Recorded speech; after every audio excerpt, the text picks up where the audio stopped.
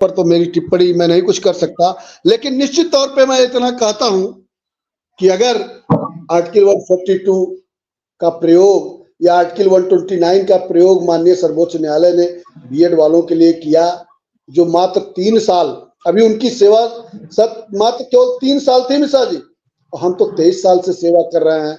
हम आज क्यों, अभी उनके पास तमाम ऑप्शन थे, अभी वो नवयुवक थे, अभी वो जूनियर में जा सकते थे, वो जा सकते थे, आपके माध्यमिक विद्यालयों में भी जा सकते थे, उनके पास तमाम ऑप्शन था।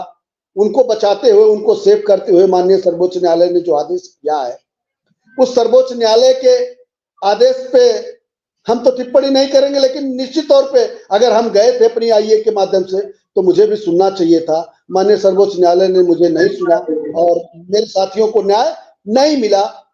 ठीक है हंसा जी, तो कोर्ट के बारे में तो हम भाई टिप्पणी नहीं करेंगे, लेकिन निश्चित तौर पे सरकार को वहां पक्ष रखना चाहिए था।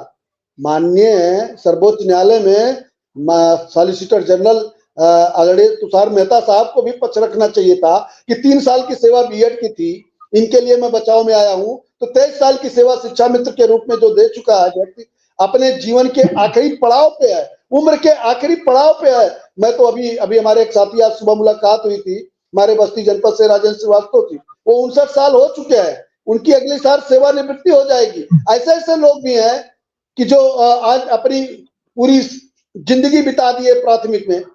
हम देख सकते। नमस्कार साथियों, स्वागत है आप सभी का आज के इस नए वीडियो में। ये वीडियो आप सभी शिक्षा मित्र साथियों के लिए काफी ज्यादा महत्वपूर्ण होने वाली है। हाल ही के अंदर की कुछ खबरें हैं जो कि आपके मध्य में इस वीडियो के माध्यम से साझा करेंगे।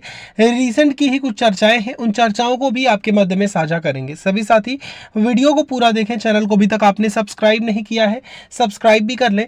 अब चलते हैं अपडेट पर। के रूप में पहले थे वो लोग अंदेशक से, फिर उनको वरीयता मिली, शिक्षा मित्र के रूप में आए, शिक्षा मित्र के रूप में आज 59 साल की सेवा वो पूरी कर चुके हैं। तो ऐसे लोगों की जब आखिरी पड़ाव पे आए तो सरकार को भी ध्यान देना चाहिए कि इनके साथ भी खड़ी हो जाए और हमारे लोगों को भी न्याय मिले। निश्चित तौर पे हमें विश्वास था कि अगर बीएड वालों को बचाएगी सरकार और माननीय सर्वोच्च न्यायालय अगर उनको कहीं से मर्जी देगी तो निश्चित तौर पे 23 साल की सेवा हमारी और हमारे लोग जो वेल क्वालिफाइड हैं, शिक्षित हैं, बहुत से लोग हमारे टेट सीटेट भी पास हैं, सारे साथी हैं, सारी योग्यता फुलफिल करते हैं, उनको तो न्याय मिलना चाहिए था माननीय सर्वोच्च न्यायालय से।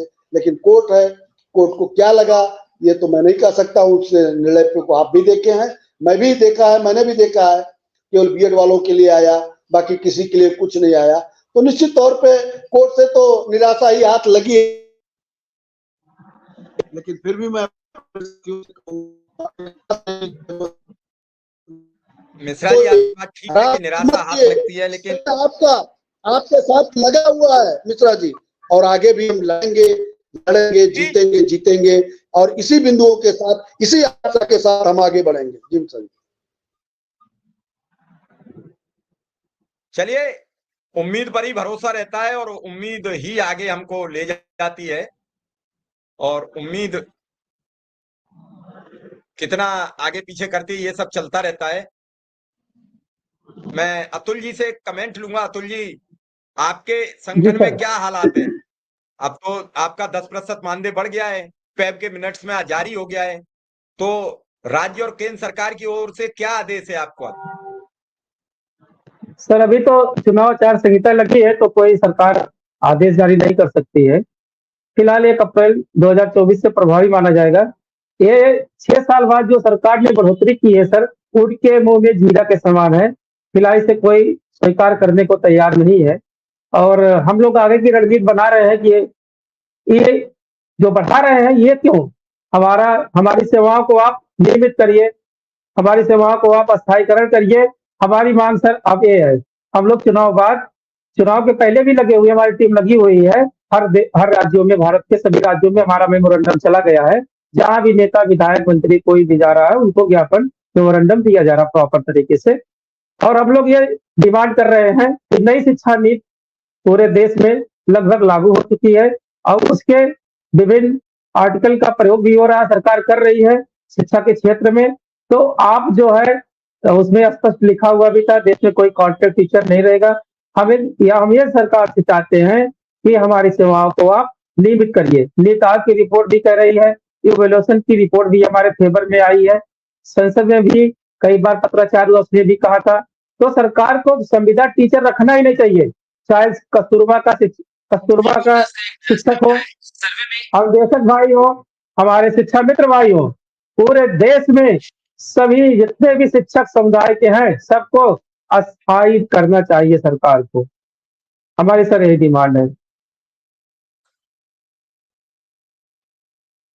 कौन? आप स्थाई की बात कर रहे हो, रमेश मिश्रा जी भी वही कह रहे हैं, विक्रम सिंह भी वही कह रहे हैं कि स्थाई हो, लेकिन स्थाई कोई करने को तो तैयार हो। अगर स्थाई का कुछ करने का होता तो आपको 10% वेतन क्यों बढ़ाया जाता, आप स्थाई किए जाते। मिश्रा